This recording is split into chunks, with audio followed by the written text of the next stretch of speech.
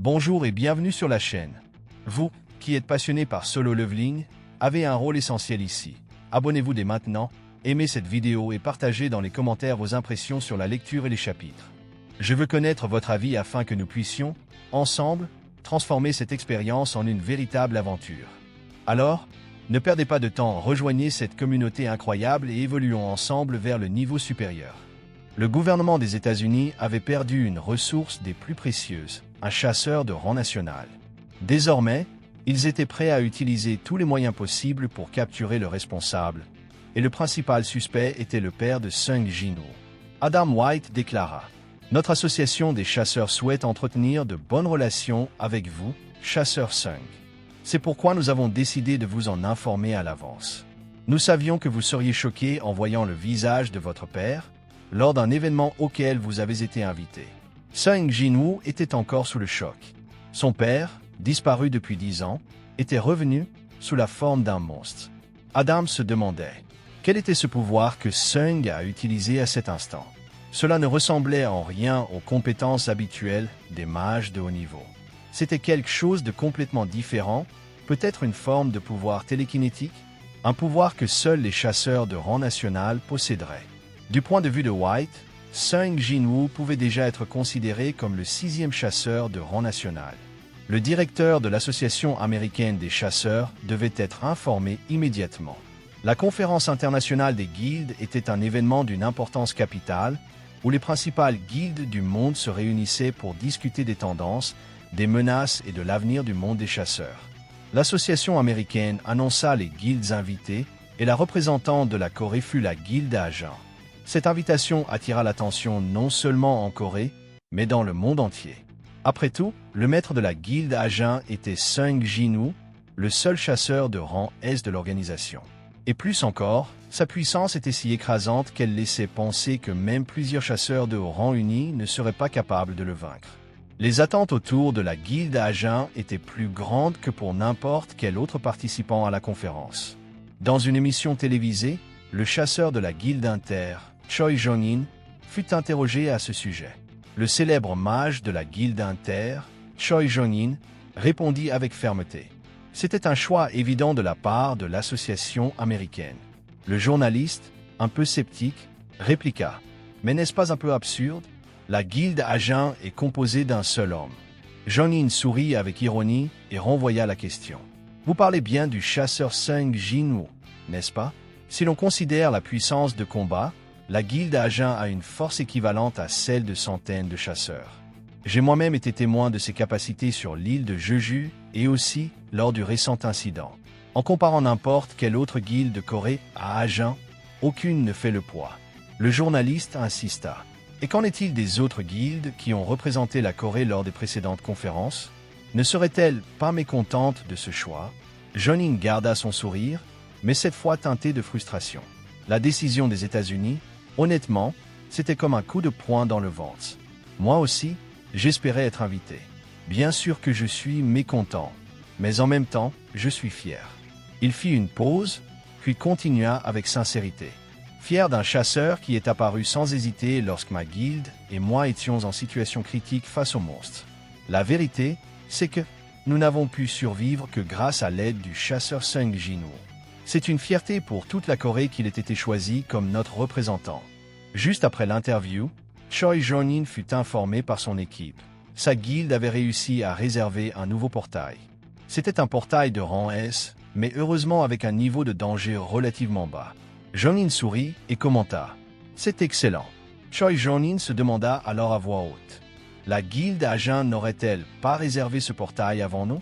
La vérité, c'est que la guilde Agent était étrangement silencieuse ces derniers jours. Choi Jong-in commença à s'inquiéter. Cela faisait déjà 4 jours que le chasseur Sung Jin-woo était revenu du Japon, et le dieu des raids ne s'était encore montré dans aucun portail. Pendant ce temps, toutes les grandes guildes de Séoul étaient en pleine célébration. Mais Jong-in réfléchissait. « Je ne suis pas comme Baek Yuno ou Lim Ta-ju. Après tout, en quoi un humain se distingue-t-il d'un singe s'il se contente de se réjouir en trouvant une pomme tombée d'un arbre? » Pendant cette période d'accalmie, les profits de la guilde Inter avaient augmenté de 40%. Pourtant, cela ne rassurait pas Choi Jong-in.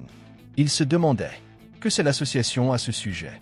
Avant même son examen de réévaluation de rang, Sung Jin-woo avait déjà fermé plusieurs portails en une seule journée. Après avoir été officiellement reconnu comme chasseur de rang S, il avait commencé à nettoyer des portails, même sur les territoires d'autres guildes. Et maintenant, le même homme qui avait fermé seul un portail de rang S au Japon restait totalement inactif. C'était, pour le moins, étrange. Pendant ce temps, de l'autre côté, le président de l'association coréenne des chasseurs, Go Gun-hye, était en réunion avec son bras droit, Woo Jin-chul. Jin-chul informa. La Chine a demandé des informations complètes sur le chasseur Sung Jin-woo. Ils ont réclamé tous les documents de raid et les rapports officiels dans lesquels il était impliqué. Go Gun-hye réfléchit un instant. Même la Chine ne pourrait pas, légalement, accéder aux données personnelles d'un chasseur de rang S. Alors pourquoi cet intérêt soudain pour Sung Jin-woo? C'était évident, il savait que Sung Jin-woo n'avait aucune intention de s'allier à un pays quelconque.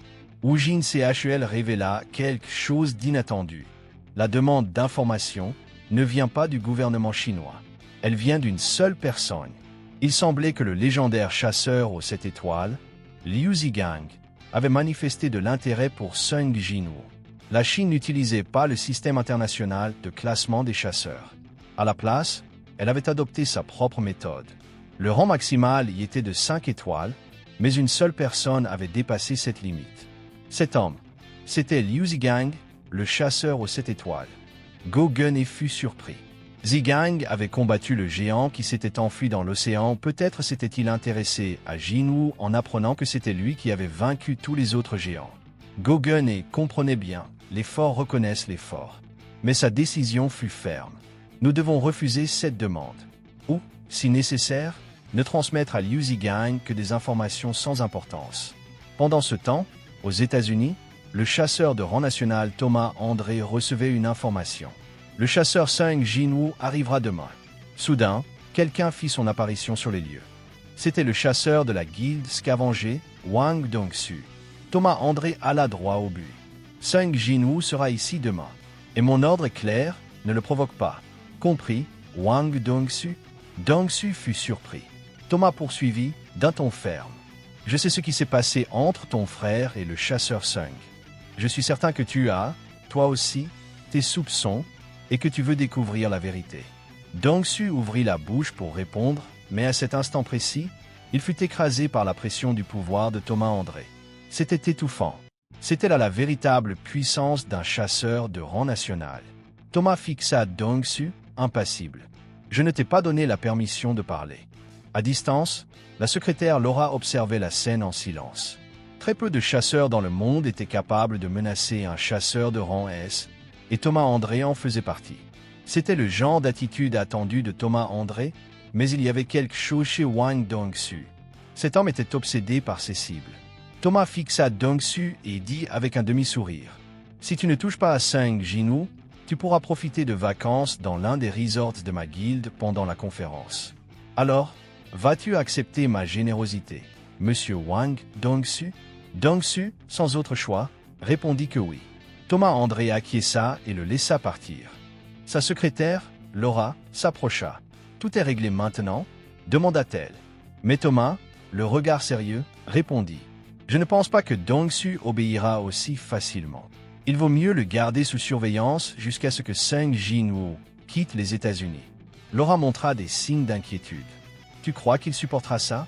Thomas inspira profondément et répondit avec froideur. « Être frustré vaut mieux qu'être mort. Et ça, j'en suis certain. » De l'autre côté de la ville, Wang Dong-su était envahi par la fureur.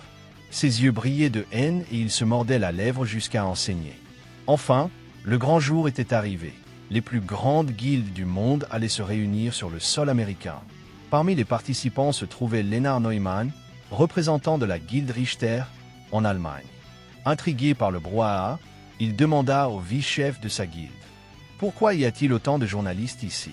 Le vice-chef répondit immédiatement. « Il paraît que le célèbre chasseur coréen arrive aujourd'hui. Il vient directement ici. » Mais avant qu'ils ne puissent en dire davantage, ils réalisèrent que Sung Jin-woo était déjà là. À ses côtés se trouvait son bras droit, Yoo Jin-ho, et l'agent de l'association, Woo Jin-chul. Lennart Neumann suggéra qu'il s'approche. Nous devrions aller le saluer. Nous n'avons rien à perdre à nous rapprocher d'un chasseur aussi puissant. Mais en s'approchant, Lennart ressentit quelque chose d'étrange. Une peur irrationnelle s'empara de lui, et il recula immédiatement. Le vice-chef de la guilde Richter demanda, surpris. « Qu'est-ce qui t'arrive » Lennart, encore sous le choc, répondit. « Tu ne vois pas ? Il n'invoque pas des créatures d'une autre dimension. Il transporte ces monstres avec lui, dans les ombres. Avec une quantité aussi absurde de créatures. Si on me disait qu'il était venu ici pour déclarer la guerre aux États-Unis, je le croirais sans hésiter. » Pendant ce temps, Gino demanda à Sung Jin-woo s'il reconnaissait quelqu'un dans les environs. Sung se contenta de commenter qu'il avait remarqué un type qui le fixait du regard. Gino, en plaisantant, répondit « Après tout ce temps à passer à la télé, je parie que tu t'es fait quelques fans.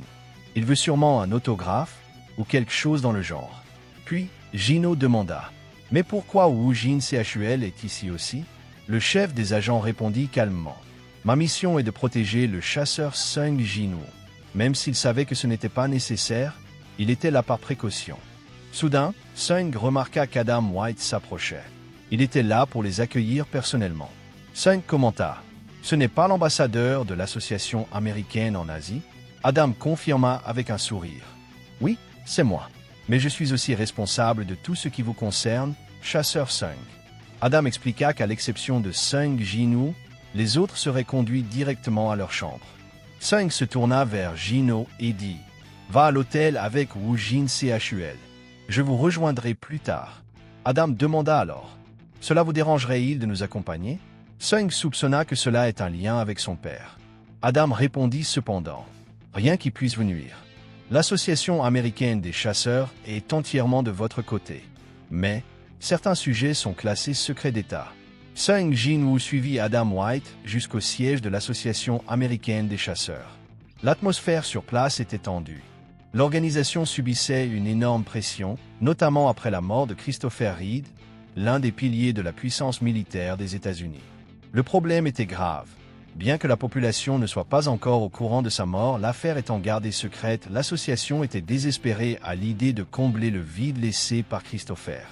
Adam alla droit au but. Nous allons bientôt commencer à investir toutes nos ressources pour trouver quelqu'un capable de le remplacer. Sung demanda alors « Je suis l'un des candidats ?» Adam acquiesça. Comme vous le savez sûrement, la valeur d'une pierre de rune est proportionnelle à la puissance de la créature dont elle a été extraite.